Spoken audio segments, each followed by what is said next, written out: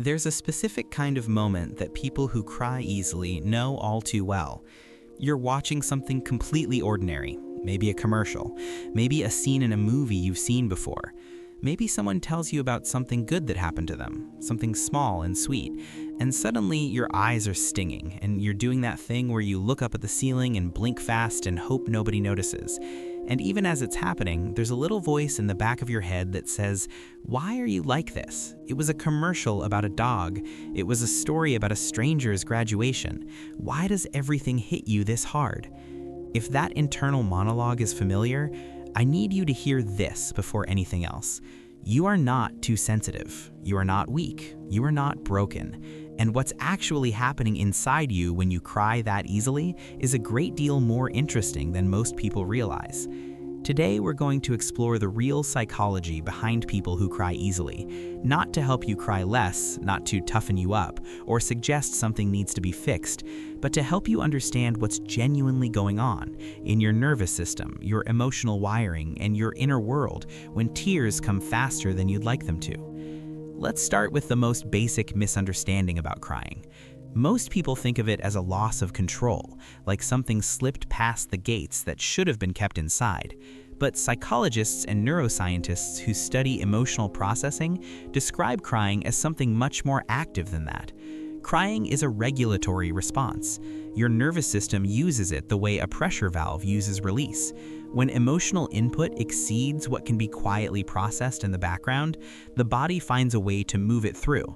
And for people who cry easily, that threshold is simply set lower than average. Not broken, just calibrated differently.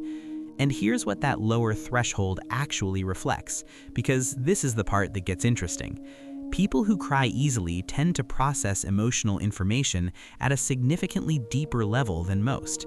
When something registers as meaningful, whether it's sad, beautiful, unjust, or unexpectedly tender, their brains don't just note it and file it, they feel the full weight of it. Almost immediately. There's very little buffering. The information goes straight to the emotional core, and the body responds in real time. What looks from the outside like an overreaction is actually a nervous system working exactly as designed, just with a finer sensitivity dial than most people have access to. This connects to something researchers have been studying for decades under the umbrella of emotional sensitivity and what some call sensory processing depth. The basic idea is that some people's nervous systems are wired to pick up more signal from the same environment. More nuance, more texture, more emotional layering. It's the same reason highly sensitive people often find loud environments draining, or feel deeply moved by music, or notice the mood shift in a room before anyone else says a word.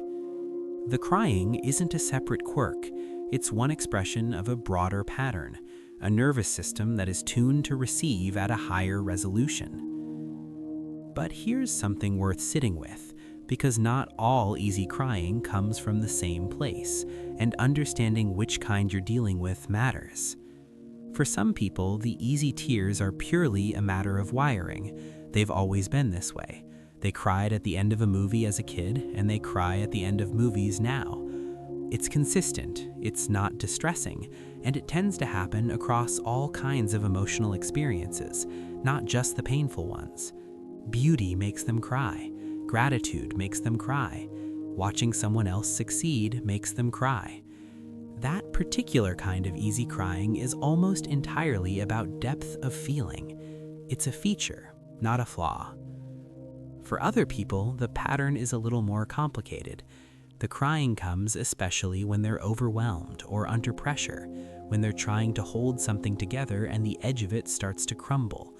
When they're in a conflict and they feel misunderstood and the frustration finds no other exit, or when they've been carrying something heavy for so long that the smallest additional weight sends everything spilling over. That version of easy crying is less about sensitivity as a baseline trait and more about a nervous system that's been running at capacity for too long. It's the body saying, in the only language it has left, that something needs to change. And then there's a layer that rarely gets talked about, Some people cry easily because somewhere along the way, it became the only safe outlet they had. Maybe other forms of emotional expression were discouraged. Maybe they grew up in an environment where anger wasn't allowed, where needs weren't acknowledged, where the only feeling that got space was the visible one. Tears can become the channel everything flows through when all the other channels are blocked. And for those people, the easy crying isn't weakness, and it isn't purely sensitivity.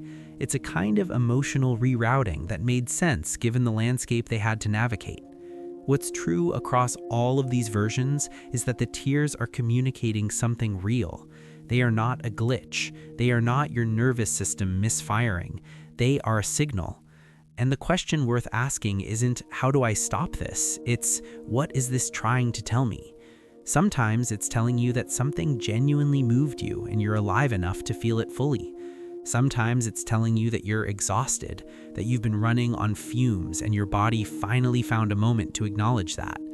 Sometimes it's telling you that something in a conversation touched a part of you that hasn't had much air in a long time. Learning to read the signal instead of silencing it changes everything about how you relate to yourself. One of the hardest parts of crying easily, especially in a culture that tends to read visible emotion as instability, is the social weight of it. The apology that comes automatically. The "I'm sorry, I don't know why I'm crying." The embarrassment that sits on top of what was actually just an honest emotional response. And that apology is worth examining, because what you're really apologizing for is being a person who feels things, out loud, in front of someone, without warning. And that is not something that deserves an apology. It deserves curiosity. The people who cry at the commercial about the dog, at the stranger's graduation story, at the end of a song that caught them off guard, they are not people who have failed at emotional regulation.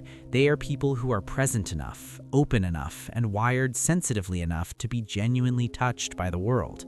That's not a liability. In a time when emotional numbness and disconnection are increasingly common, there is something quietly powerful about a person whose heart is still that close to the surface. It also means something about the quality of connection those people are capable of. People who cry easily tend to be deeply empathetic. They feel other people's pain with real texture. They celebrate other people's joy with genuine warmth. When someone they love is going through something, they're not managing it from a distance. They're inside it with them. That kind of presence is one of the rarest and most valuable things one person can offer another, and it comes directly from the same wiring that produces the inconvenient tears at the wrong moment in the wrong setting. So if you're someone who has spent years wishing you could just hold it together a little better, I want to gently offer you a different frame. Holding it together doesn't mean feeling things less. It means understanding what you're feeling well enough that the feeling finds the right container. That's a skill, and it develops over time. But the sensitivity underneath it, the depth, the responsiveness, the way your nervous system refuses to stay surface level, that's not the problem. That's the gift. You are not too much. You are not fragile. You are not someone who needs to be toughened up or taught to feel less. You are someone whose emotional system is alive and responsive and honest in a way that the world could honestly use a great deal more of. The tears are not a malfunction. They are proof that something inside you is still paying attention. You're not broken. You're wired to feel.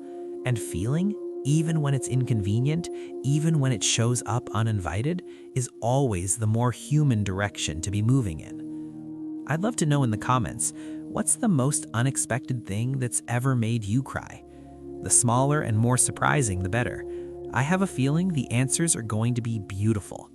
And if this kind of honest, unhurried psychology content is landing with you, subscribing means you'll be there for the next one.